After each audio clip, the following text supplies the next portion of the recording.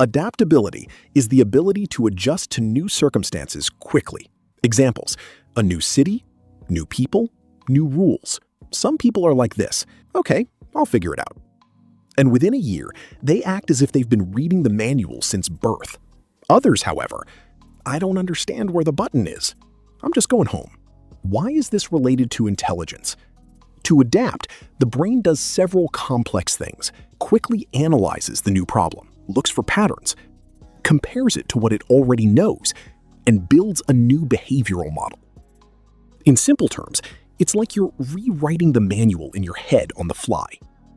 And the faster you do this, the easier it is for you to survive in new conditions. If you sometimes catch yourself literally having a conversation with yourself, don't worry, you're not the main character in a movie. But here's the interesting thing. Talking to yourself isn't always a strange habit. There are two types of this phenomenon. The first is when you're simply commenting on something. So, where did I put my keys? Why did I walk into this room?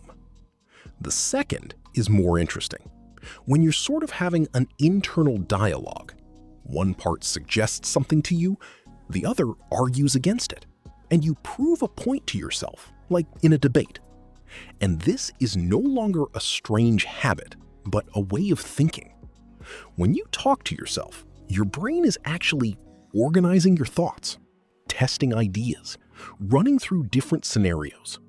Simply put, you're not thinking chaotically, but out loud in your head. It's as if you had a friend in your head who constantly says, "Let's check if this makes sense." And you're like, "Damn, he's right." Why this might be a sign of intelligence. Highly intelligent people often don't take their first thought as the final word. Double-check their own work. Run through different scenarios in their heads. And internal dialogue is just a faster way of doing it. There are people who are confident about everything. I mean, absolutely everything. And then there are others who, even when it comes to simple things, ask themselves, am I really sure I understand this correctly? And here's the paradox. It's often the second type of people who are more intelligent. What is the Dunning-Kruger effect? There's a concept in psychology called the Dunning-Kruger effect. In simple terms, people who know little often think they know a lot. People who know more, on the other hand, start to doubt themselves. Why is that? Because the more you understand a subject, the more you realize how much you don't understand. And that kind of shatters the feeling of, I know it all. Why smart people doubt themselves? People with more developed thinking skills typically see more options, realize that situations are more complex than they seem, and don't like to jump to conclusions. So instead of, I'm definitely right, they often think, maybe, but I'm not 100% sure. And that's not a weakness, it's a cautious way of thinking. Imagine two people watching the same video on a certain topic. The first, oh, it's all clear, I would have known that anyway. The second, wait, is that really how it works? The first moves on with a sense of complete confidence. The second tries to dig deeper. And here's the irony. The one who doubts often ends up knowing more. Have you ever heard a sound that others don't even notice, but it literally knocks you out of your concentration?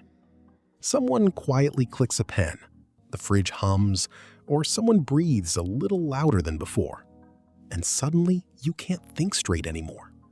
And this isn't just irritability. In many cases, it's hypersensitivity to sounds, which is sometimes linked to the brain's unique characteristics. Hypersensitivity to sounds is when the brain reacts more strongly to minor noises, has a harder time ignoring them, and processes more auditory information at the same time. In simple terms, it's as if your world volume settings are turned up. And while others live in background music of life mode, you sometimes hear every single instrument. Why the brain reacts this way? Our brain constantly filters information. For some people, it says, this is important, let's listen. This isn't, let's ignore it. But in sensitive people, this filter works differently. It lets more details through. And that means more information, more analysis, but also more mental overload. In other words, the brain isn't weaker. It just has less choice in the noise. Some people have normal hobbies. Soccer, TV shows, video games, nothing out of the ordinary. But then there are others who suddenly start figuring out how old radar systems work, compiling strange tables, or watching videos like this one.